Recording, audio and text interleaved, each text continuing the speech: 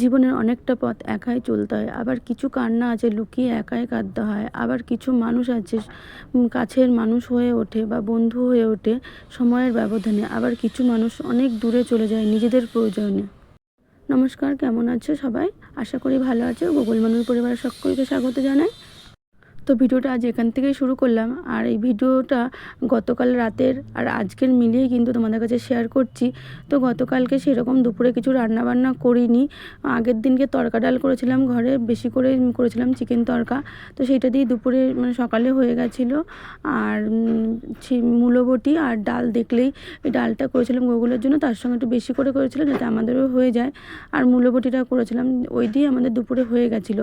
আর রাত্রে এই যে মূলোগুলো কেটে রেখেছিলাম দুপুরবেলায়, তো সেইগুলো নুনটা দিয়ে মাখিয়ে রাখছি। আর যে লাইট লাগিয়েছে বর রান্নাঘরে, তাই বলছে যে তুমি ভিডিওতে দেখাও, তুমি আগে একদিন বলেছিলে যে লাইট নেই তো অন্ধকার রাতে ভিডিও করতে পারি না, তাই তোমাদের দেখিয়ে দিলাম। তো মূলোগুলো আমি নুন দিয়ে মাখিয়ে রেখেছি যাতে একটু ভিজে নরম হয়, আর ওই যে টানলে বড় হয়। আর আমি যে প্রথম কেটেছি, শাশুড়ি থাকতে আমি এই কাটাটা কোনোদিনই শিখিনি। শাশুড়ি খুব ভালো পারে, আর তোমাদের একদিন বলেছিলাম নমা পারে, নমার থেকে কাটিয়ে নেবো, কিন্তু নমারতে আমি কাটাইনি। আমি ছোটো মার কাছে গেছিলাম ভিডিও করব বলে কাটতে হয় কীভাবে দেখানোর জন্য। তো আমি নিজে নিজে চেষ্টা করেছি, ছোটো মামাকে দেখিয়ে দিয়েছে, তো আমি পেরেছি। মানে দুই একটা খারাপ হয়েছে ঠিকই, সেই খারাপগুলোই আর কি ওই কুচিয়ে আর কি মূলো বটি করেছি। তো যাই হোক, খেতে ভালোই হয়েছিল। মূলো বটিটাও ছোটো মামাকে যেভাবে বলেছিল সেইভাবে রান্না করেছি, খুবই সুন্দর হয়েছিল। ধনেপাতা দিতে ভুলে গেছিলাম। তো ভাত টাত হয়ে গেছে, দেখো রাতে এই যে আমি যে মূলোর বড়াটা বসিয়েছি। আর মূলোর বড়ার জন্য যে ব্যাটারটা লাগবে সেটা কিন্তু আমার মেয়ে তৈরি করে দিচ্ছে, আর আমার মেয়ে না এগুলো খুব ভালো পারে। আর এই যে আমি দুধ বসিয়েছিলাম গোগুলের জন্য, সেটাও হয়ে গেছে। আর ওদিকে কত বাসন পড়ে রয়েছে দুপুরে, তা সেগুলো মেজে নেব রাত্রেই, কারণ এত ঠান্ডা পড়েছে। কালকে না খুব খারাপ লাগছিলো, দুদিন ধরে আমার মনটা খারাপ যেন ভিডিও করতে পারিনি, ভালো লাগছিল না। আর কালকের দিনটা এতটাই ওয়েদারটা ভালো ছিল, সারাদিনে তো রোদ ছিল না, দুপুরের পরে তখন একটু রোদটা এসেছিলো। তাই কালকে সারাদিন মনে হচ্ছে পিকনিক পিকনিক ভাব, মানে ছোটোবেলায় যে সব দিনগুলোর কথা মনে পড়ছিল খুবই।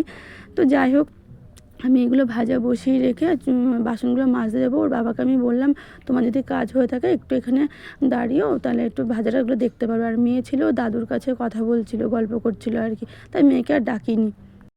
আর যাই হোক, বাবা মা তো হয়েছি, সব কিছু তো করতে হবে, ছেলে মেয়ের কষ্টটাও বোঝা। আর মেয়ে সন্তান, একদিন তো আমিও মেয়ে ছিলাম, তারপরে তো বউ হয়েছি। শ্বশুরবাড়িতে গিয়ে যে অনেক কিছুই করতে হয়, তাই না?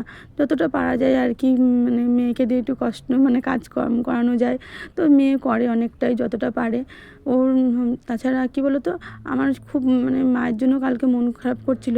শীতকালে মানে মা কত কাজ করতো, একটা বাসন ধুতে চাইতাম না, মনে ও যে কোনো সময় একটা দুটো বেশি বাসন, আমি এতগুলো বাসন মাজবো, আর এখন কত বাসন মাজতে হয়।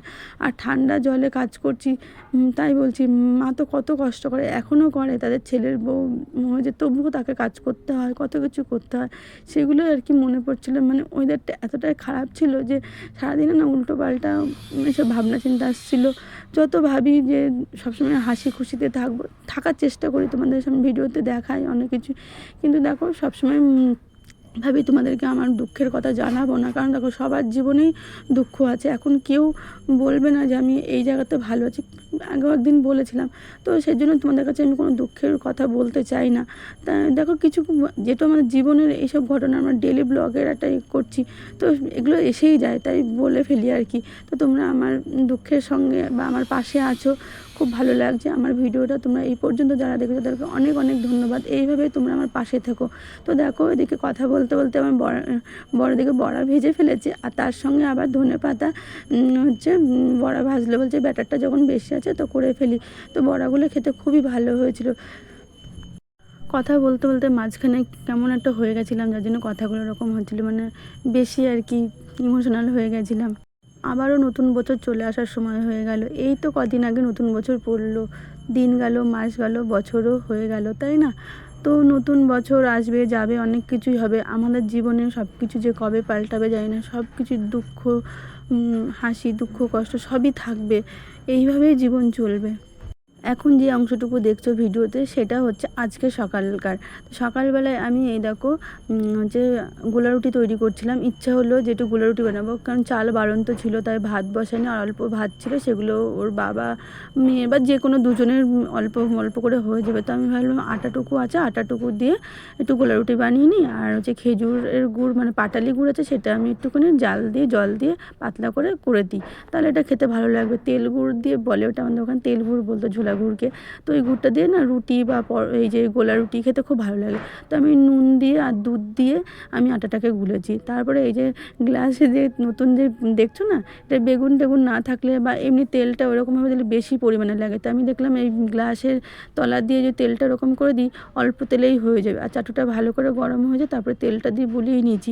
আমি কালকে পরোটাও একবার করে দেখেছি, খুব ভালো হয়েছিল। তাই তোমাদের কাছে একটু শেয়ার করলাম যে এইভাবে তোমরা করতে পারো এই পদ্ধতিতে। এই দেখো পাটালি গুড়, এই মুড়িওয়ালা আসে তার থেকে কেনা হয়, আর এই গুড়টা তো অনেক দিন থেকে যায়। তো এবারে জানিয়েছি, ওর বাবা একদিন বলছে যে পিঠে পায়েস করে শেষ করে দেবে, এবার আর রেখো না, যদি সেরকম সময় সুযোগ হয়, টাকা পয়সা সেরকম হলে আবার না হয় তোমায় কিনে দেবো, তাই বলেছে। তো এই যে এইটা দিয়ে আমি আর কি এই যে ঝোলা গুড়টা বানিয়ে নিচ্ছি এইভাবে।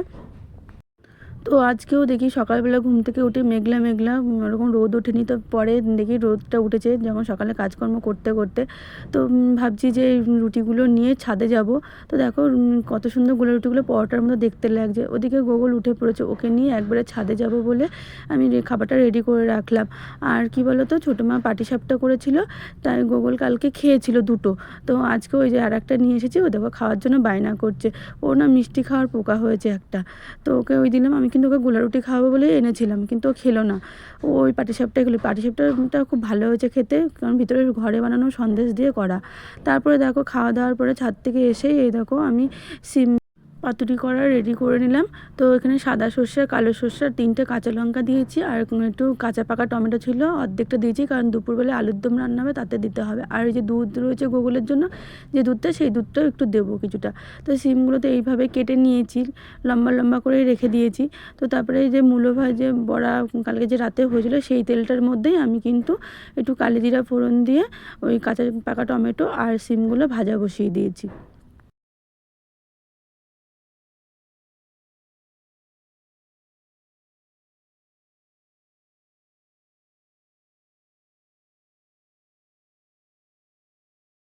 সিমগুলো দেবার পরে আমি একটু নুন দিয়ে ওটাকে ভালো করে নেড়ে চড়ে, তো আমি ঢাকা দিয়ে দিয়েছি, নুন আর হলুদ।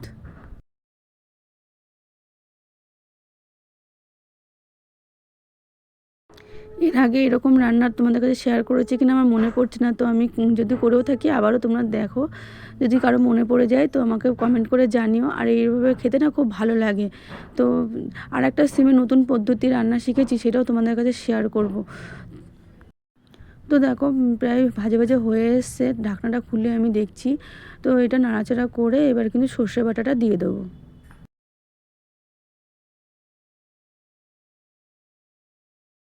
আমি কিন্তু খোসাটা ছেঁকে মানে সর্ষেটা ছেঁকে দিলাম না, ছেঁকে দিলে ভালো হয় খোসাটা বাদ চলে গেলে। তবে দেখবে খোসা সমেত একটা টেস্ট আলাদা, আর ওইটা আলাদা, মানে জল দিয়ে ছেঁকে যেটা দেওয়া হয় ওটার টেস্টটা একটু আলাদা হয়। তো যাই হোক আমি এটা দিলাম, আর বেশি তো আমাদের সেরকম খাওয়া হয় না, তো ওই দিয়েই দিলাম। তার সঙ্গে মিক্সারের বাটিটাও একটু ধুয়ে যে মশলার জলটা দিয়ে দিলাম। এরপর একটু নাড়াচাড়া করেই কিন্তু চিনিটা দেবো, তারপর দুধটা দেবো। আর দুধ কিন্তু খুব বেশি দিতে লাগবে না, হাফ কাপ দিলেই হবে। তো তোমরা তো দেখতেই পেলে কীভাবে রান্নাটা করলাম, তোমরাও কিন্তু অবশ্যই বাড়িতে করে খেয়েও খুব ভালো লাগবে।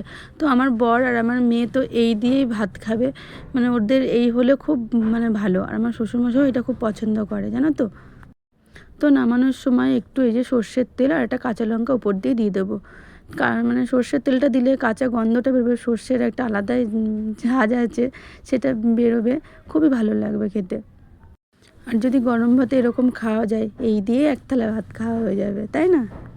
তবে অল্প পরিমাণে করেছি তো, তো সারা বেলা তো হবে না, তাছাড়া এক পদে তো আর খাওয়া হয় না। তো আলুর দম রান্না করব, তো নিরামিষ, এমনি অন্য কিছু দেবো না, শুধু মশলা দিয়ে টমেটো টমেটো দিয়ে জিরে গুঁড়ো আদা দিয়ে আলুর দমটা আর কি রান্না করব। সেটা আর আজকে তোমাদের সামনে দেখাচ্ছি না, হয়তো কোনো একটা তো ভিডিওতে দেখেছো আমি এরকমভাবে রান্না করে মাঝে মধ্যেই আর কি হয়। আর এখন তো নতুন আলু, ছোটো আলু এনেছে, সেগুলো তো আরও খেতে ভালো লাগবে। তো ধনেপাতা দিয়ে নামাবো, খুবই ভালো লাগবে খেতে।